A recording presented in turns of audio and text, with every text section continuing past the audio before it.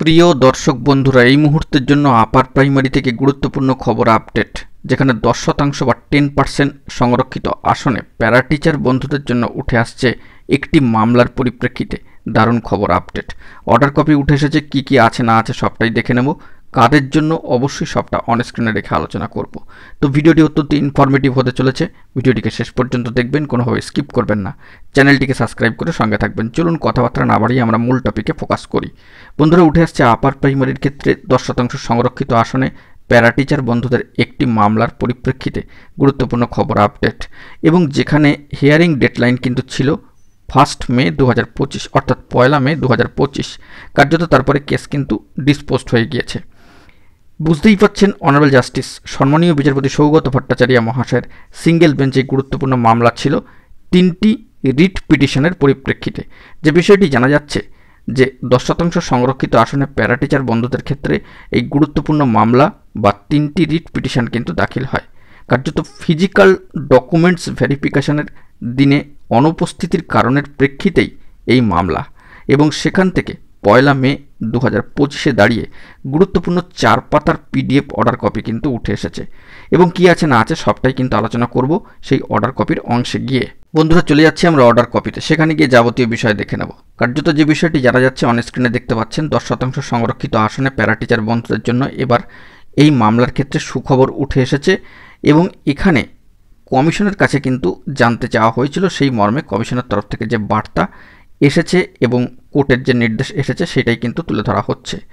কমিশনের বার্তা এটাই যে যেহেতু ভেরিফিকেশনের ডেডলাইন থেকে খুব কম সময় বা অল্প সময়ের মধ্যেই এই প্রার্থীরা কোর্টের দ্বারস্থ হয়েছিলেন, অর্থাৎ টাইমিংটা খুব কম ছিল, তারা ভেরিফিকেশনের ডেডলাইন থেকে খুব অল্প সময়ের মধ্যে কোর্টে পৌঁছে পিটিশন দাখিল করেছিলেন।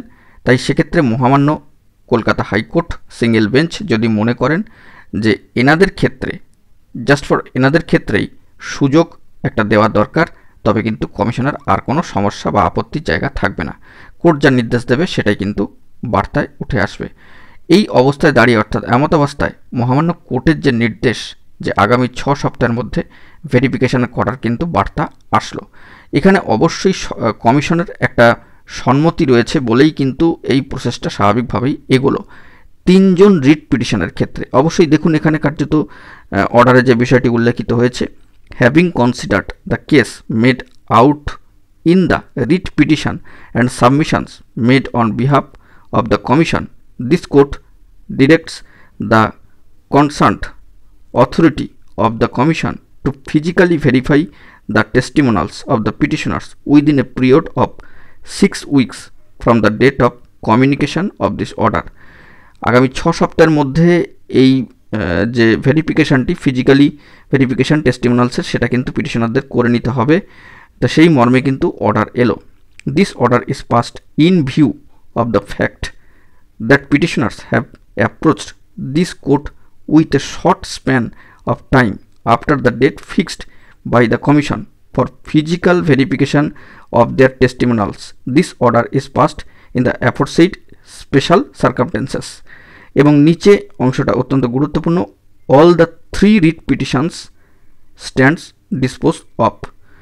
তো বুঝতেই পারছেন, এই যে 3 জন মামলা দাখিলকারীর ক্ষেত্রেই এটি প্রযোজ্য হলো, এবং যে বিষয়টি জানা যাচ্ছে যে কমিশনের এখানে সম্মতি থাকার ফলে মহামান্য কোর্টের তরফ থেকেও একটা গুরুত্বপূর্ণ দারুণ বার্তা কিন্তু উঠে আসলো। প্রসেসটা কিন্তু এগোচ্ছে আগামী 6 সপ্তাহের মধ্যে। এখানে বলে রাখা প্রয়োজন বন্ধুরা, যে 10% সংরক্ষিত আসনে প্যারা টিচার বন্ধুদের জন্য গুরুত্বপূর্ণ আরও কিছু মামলার পরিপ্রেক্ষিতে যারা 24 অক্টোবর 2016 সময়ের মধ্যে ট্রেন্ড ছিলেন না, তাদের ক্ষেত্রে কেসে কার্যত একটা সম্মতির জায়গা না আসার কারণে কিন্তু ম্যাটারটি এখনও পর্যন্ত রয়েছে। তো এছাড়াও বলা যেতে পারে লিস্টেড প্রার্থী যারা ছিলেন তাদের ক্ষেত্রেও কিন্তু ক্যান ফাইল করা হয়েছে, কার্যত স্টে যেটি রয়েছে সেটাকে ভ্যাকেট করার জন্য। তাহলে যাবতীয় প্রসিডিওরগুলো ধাপে ধাপে কিন্তু যেগুলো বাকি রয়েছে সেগুলো এগোতে পারবে। তো অত্যন্ত গুরুত্বপূর্ণ বার্তা উঠে আসলো আপাতত 3টি রিট পিটিশনের ক্ষেত্রে মামলাকারীদের জন্য। তো অবশ্যই কোর্ট অর্ডার সহ বিষয়টি আপনাদের সামনে রাখলাম। ভিডিওটি ভালো লাগলে লাইক, কমেন্ট, শেয়ার করবেন এবং সকলকে দেখার সুযোগ করে দেবেন শেয়ার করে। এখন এটুকুই, ভালো থাকবেন, চ্যানেলটিকে সাবস্ক্রাইব করে নিয়ে সঙ্গে থাকবেন। ধন্যবাদ।